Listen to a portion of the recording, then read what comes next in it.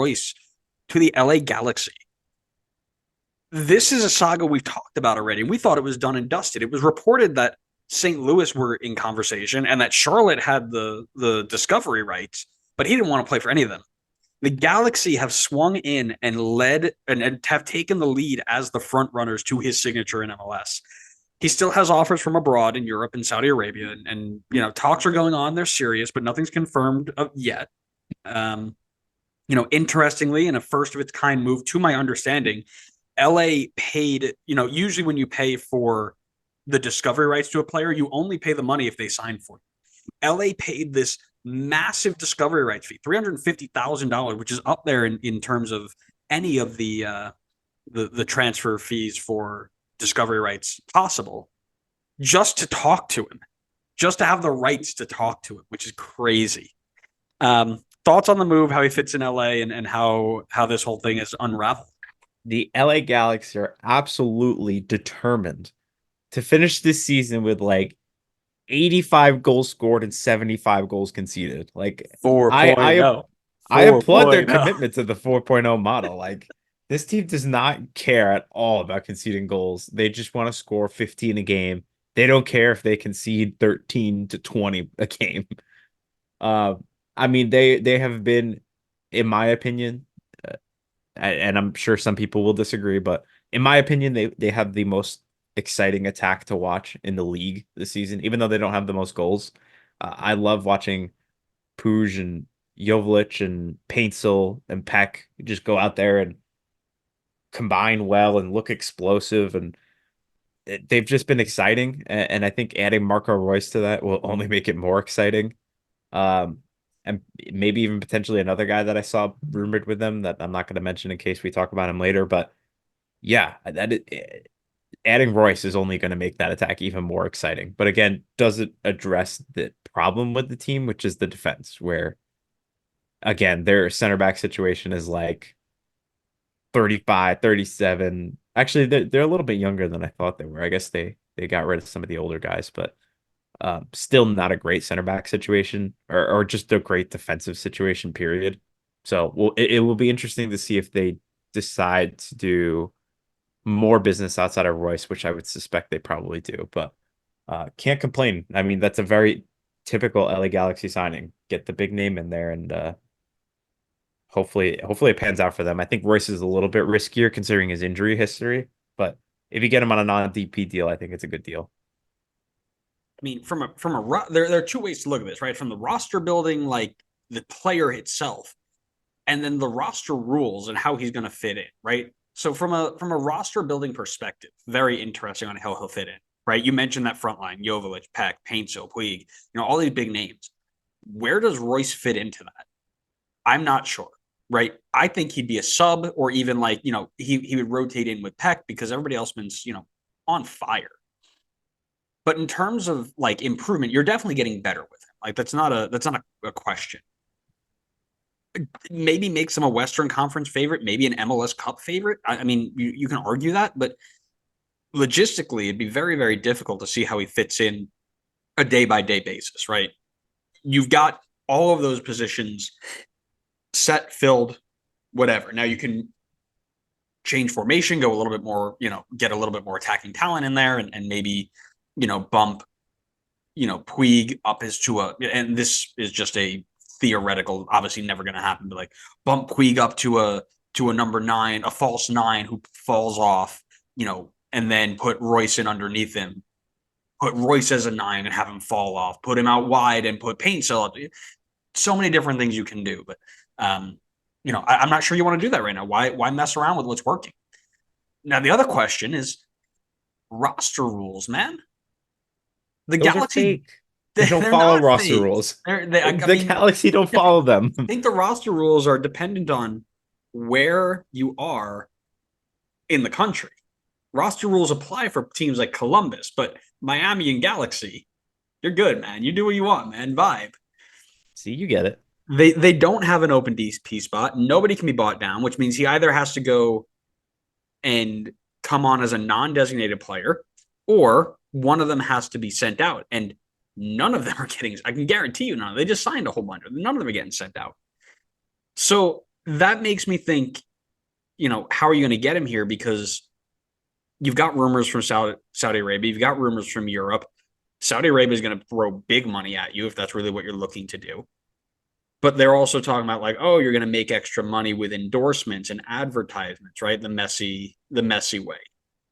Just obviously a much lower impact level. But, is that enough to sway him away from the money that Saudi Arabia is going to throw at him? I have no idea.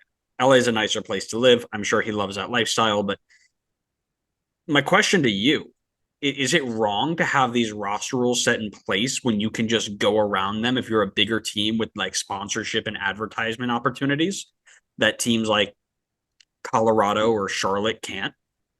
I mean, that's the inevitability in every sport. I mean, a lot of the other American sports have salary caps as well, but the reality is just like the bigger markets are going to attract the bigger players. I mean, just look at even if you look at it from like an NBA perspective, like LeBron when he left Cleveland, like I understand that he went back to Cleveland because he wanted to win them a championship. It's where he started. It's where he's from Ohio. I get that.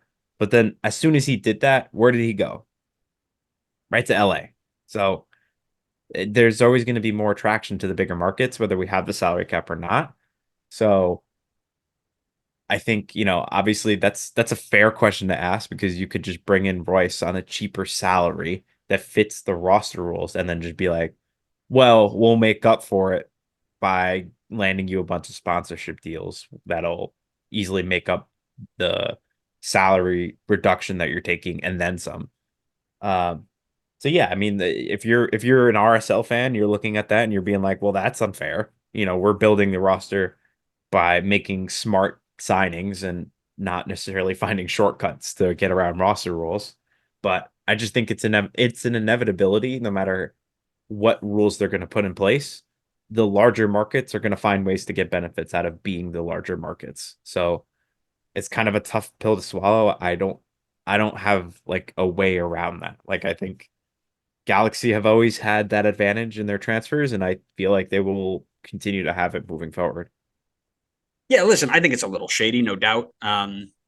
But as you mentioned, it's the way that bigger teams can get around the rules, right? You can't really work that into a budget, right, or a roster rule like restriction because the team isn't paying them; other companies are. And if those companies are in LA, Miami, New York, then it gives them that advantage. Yeah. But at the end of the day, like you mentioned, those overseas stars are going to pick Los Angeles, Miami, New York over Charlotte, St. Louis, Colorado. And that's because they know what they're getting there, right? When you live overseas, you know what LA is about. It's the LA stars, the LA beaches, the New York City lifestyle, the Miami beaches, right? That's stuff you know about no matter where you are, right? Colorado, St. Louis, they don't really have that glam. And again, not saying that they're bad locations or bad teams. It's just again, it's the overseas big star. What does that look like? Um, but that's why I think the discovery rule list is important. So that teams like Charlotte and St. Louis can at least get compensated for being a smaller market and then put that back into mid-level guys or even the designated players of lower stature, right? Like that is people are always like, oh, these discovery rules are so stupid. They make it an unserious league, blah, blah, blah, blah. Like, if we don't, then we end up just being another league where the teams that aren't in good areas just have no chance. So I still hate that rule. I hate the discovery rights thing. It's why? such because it's just such a like optically, it's such a dumb rule I to don't care like about put the in place. optics anymore.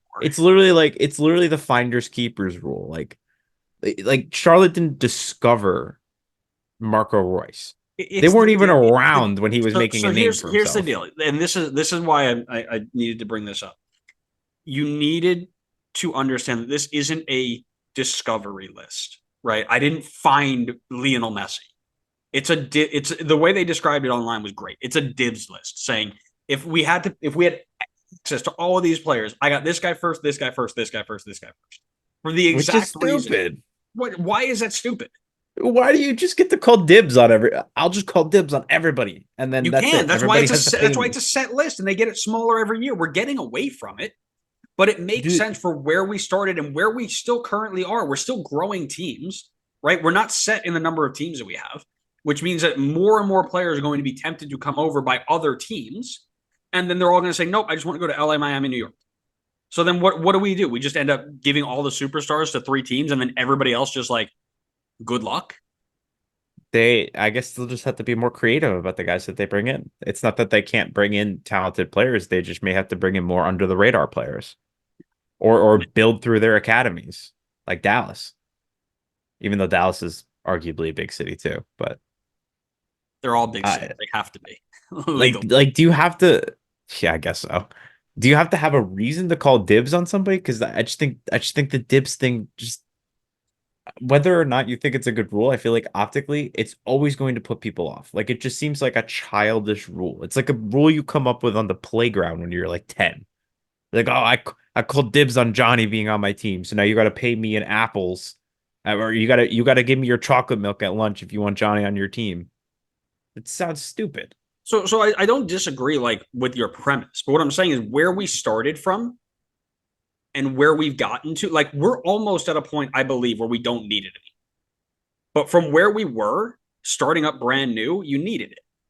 Now, again, are we a little bit far like down the line? Are we too far down the line? That's a conversation I'll have. Maybe, maybe not. I don't think so. I think we're almost there, but I don't think we're completely away from needing it for this exact reason, right? You just had the opportunity to bring Marco Reus, one of the best players in the Bundesliga, really well known in America, to the league, and he was about to walk away. He was about to walk away from the league, from being in the league, because he didn't want to play for the two teams that were there. Right? Like, so now you're looking at this idea that's like, okay, I get it. And this is where I understand it. Like you're like, oh, well, we can't have it because if nobody wants to pay him, then he goes away, right? But they wouldn't have had a chance to even get compensated for in the first place. So now what? Do they just they're not allowed to go after those players now and they have to build with lesser players? You're Or do they get saying or do they get a at least a shot at it, right? Because again, the league is about parity. We know this. They try their best to keep it on a level playing field. And if this rule didn't exist, that doesn't happen. I just don't think Charlotte should be compensated because Royce doesn't want to play for them. I just think okay, Royce doesn't want to play for you, so what? Move on, find the next player. It doesn't mean that you can't bring in good players. You spent multi millions to bring in Enzo Capetti, who didn't work out, but it wasn't like you didn't have the money to spend on that guy. I mean, we're talking about like a 35-year-old Marco Reus. You're not missing out on Leo Messi coming to your team. Like Leo Messi is only going to want to play for a certain number of cities. That doesn't mean that like Colorado should have dibs on Messi. And now Miami has to pay like 1.5 million GAM because Colorado thinks they have a shot at getting Messi. Well, here's the thing: when they talked about the roster rules being changed and the idea that like super teams were on the table, if that was the path that they go, the first thing they do is they get rid of this rule, right? Because then it's just saying, okay, everybody's a free for all. Go try and sign whoever the hell you want, right? Well, And there's you still have to be within the salary cap. You can't just sign whoever you want. But why the hell? Why do you need dibs? Why do you need this like dibs rule?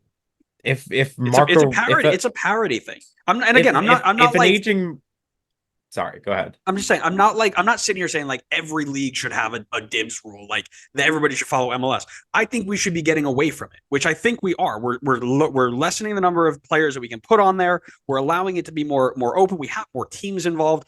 It's moving in the right direction, but I'm not saying just scrap it all now because you know we had one player who brought it all into light, and now everybody online is like, oh, these are stupid. I mean, people every time it gets brought up, people talk about how it's stupid because it is. To me, it's a stupid rule. I don't understand. Like, sure, it made sense 15 years ago when the league was just starting out, but it's 15 years later, and the league is so far different from where it started out. There's no reason to have the dibs rule anymore. Every team has multi like billion-dollar owners. Like, there's no reason to we should have like a dibs rule anymore, so that you can like bring in some aging USMNT star who's willing to play for any team in the league or might only be willing to play for like LA or something. I can't think of like the right example, but you Of know what I course not, mean. because We're not you don't trying to. even know what you're talking about, which means I I'm do know right. what I'm talking By the about. rules of Twitter, because you stumbled once, I'm Oh right. my god. No, and listen, you make a really good point. You can convince me away from this. Like, I'm not gonna die on this hill. Like, I don't really care about it because it's not that big of a deal. But I'm just playing devil's advocate for content and fun. But you know, end of the day, like, I don't have a problem with it. Like, if it went away or it stayed, I don't care. It doesn't really play that big of a deal into decision making like this. I don't really care. But that being said, like, I understand why it's there. The rate at which it goes away, because eventually it will go away. The rate at which it goes away will determine my, like, how much I care about it. Like, if it's still around here in a decade, okay, now we've got a problem, right? I honestly, I think I'd be less against it if it were like 10,000 or whatever to get the rights, but Sure, like, it three costs really like nothing. Charlotte got 350,000 in GAM for literally doing nothing. For saying we potentially want to get Royce. I think that's crazy. Like that's like three times what Red Bull got for Drew Yearwood. Bro, That's an why is insane amount Drew of Yearwood money. always why is it always Drew Yearwood let this test with you? Because it's insane how little they got for Drew Yearwood. Oh no, I turned my there we go. Again, I realistically, end of the day, don't really care. I don't think it's that deep. Now that I think that's a great way to go about it. If you want to put a cap on how much those rights cost, and I think I have it in there? No, I didn't. But one of the things I was thinking of, let's go ahead and have like a tier ranking system, right? Like, if you have X number of international appearances or World Cup appearance, like, you know how the European group has, like, you need to have if you're from this nation, you need to have this many appearances to get a visa or whatever. You can do the same thing here, right? Like, if you have a discovery list player like Lionel Messi and somebody wants to buy it from you, okay, that's a million in GAM or whatever, whatever it may be. But if you have somebody like, I don't know, Thiago Almada before he was really, like, discovered, then that's a lower hit. Again, I don't know how that would work out, but I wouldn't be against something like that. I think that'd be pretty cool. Is this your resume for getting on the MLS rules committee? Oh, Like listen, because you're I fantastic at making rules even more confusing than they need to be. bro, they don't even need to be. They're Why? not even that confusing. Explain to me the You're mid-level. adding a tier Explain to me the system to mid-level the exception and the discovery bird rights years rule. in NBA contracts, and then talk to me about confusing MLS rules. Thank you. You're Thank you for adding coming to my TED Talk. you're adding tiers to the discovery rights rule. Like I think the idea of a cap on how much you can get from discovery rights rule So is a whoa, good you're it's a telling good me like idea. Georgios Giacomakis and Lionel Messi would cost the same amount if you wanted to do that? Yeah, Absolutely for not. for a dibs thing, yeah, absolutely. You're out of your mind. That's because Again, you're gonna tell me a Colorado should have rights to be like, yeah, we got dibs on Messi. Like Messi's totally coming to come play in Colorado. no, but that's the whole No, point. It keeps it competitive so that at least they can say, okay, now you have to pay me for it, and I can put that back into my roster. no, I don't think so. All right. I don't think they Well, should get listen. compensated because Leo Messi doesn't want to go play in Colorado. Again, I don't like, again. I know I played the other side of this. I really don't actually care. Like, if it goes away, if it I stays, know it's the whatever. discovery rule. Who But cares? Like, yeah, but I can see both sides of it. I do think it probably should go away sooner rather than later. But this whole Royce thing isn't making me, like, throw my hands in the air. yeah, but it's good for content. It's great for content. I'm gonna look like I'm a bad guy. I need to be. the bad guy here. Great. The villain, Yeah. yes. I mean, you're usually the villain here, so I got to take over. Um, so yeah, we went a little bit deeper on the like, way he Oh yeah, got. way deeper than it needed to be. Not Yeah. even So talking about the transfer anymore. We yeah. just started talking about discovery right Well, rule. it's a rumor, right? So we don't know if it's gonna happen or not. But one thing we do know that is confirmed is that San Diego FC has made